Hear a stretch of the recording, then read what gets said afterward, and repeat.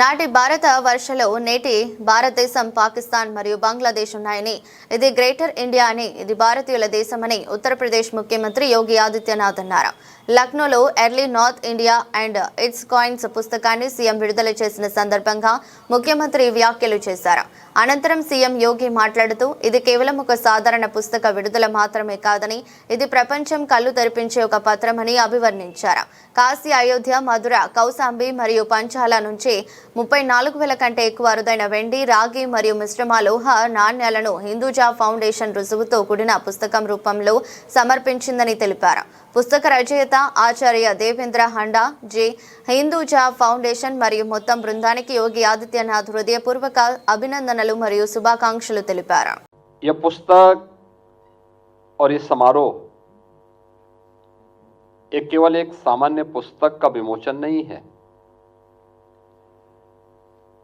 दुनिया की आंखों को खोलने वाला एक दस्तावेज भी है।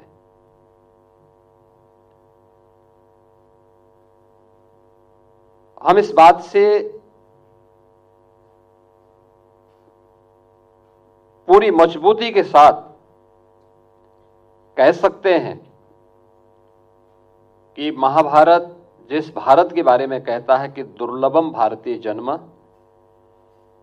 मानुषम तत्र दुर्लभम, यानी भारत में जन्म लेना दुर्लभ है और उसमें भी मनुष्य के रूप में जन्म लेना तो और भी दुर्लभ है। उसकी एक झलक हिंदुजा फाउंडेशन और प्रोफेसर देवेंद्र हांडा जी ने इस पुस्तक के माध्यम से आप सबके सामने प्रस्तुत किया है, और यहां पर जो ये प्रदर्शनी लगाई गई है ये उसकी एक झलक भी है। क्योंकि बहुत सारे लोगों को आपत्ति हो सकती होगी, क्योंकि इस आपत्ति के बहुत सारे कारण हैं। याद करिए, बहुत सारे पश्चिमी विद्वानों ने हमेशा इस बात को माना है और इस बात को बार बार कहते रहे हैं कि भारत एक इकाई नहीं थी। वे अपने आप के विद्वान कहते हैं, लेकिन उनके द्वारा लगातार ये साजिश और दुष्प्रचार किया जाता रहा है। 1947 में देश उसका भुक्तभोगी बना था, जब भारत के दो अभिन्न हिस्से भारत से अलग कर दिए गए थे। वे भारत के अंदर जो ब्रिटिशर की साजिश थी कि भारत एक इकाई नहीं, वे अलग अलग भागों में उसको विभाजित करना चाहते थे।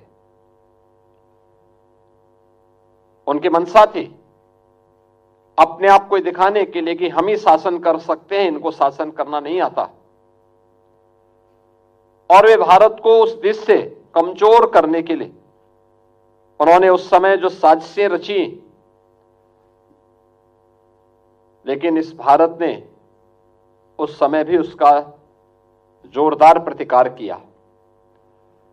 याद करिए ना, भारत कब एक नहीं था। जब भारतीय मनीषा इस बात का उद्घोष करती है उत्तरम यत् समुद्रस्य हिमाद्रेस्यैव दक्षिणम वर्षम तद भारतम नाम भारती तत्र संतति। आप याद करिए ना,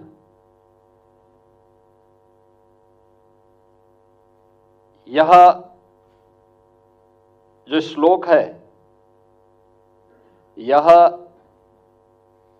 ब्रिटिशर ने भी नहीं दिया है और इस्लाम ने भी नहीं दिया है।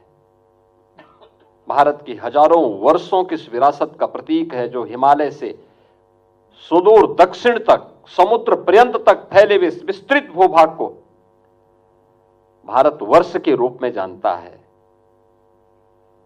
यह भारतवर्ष जिसमें वर्तमान का भारत भी है,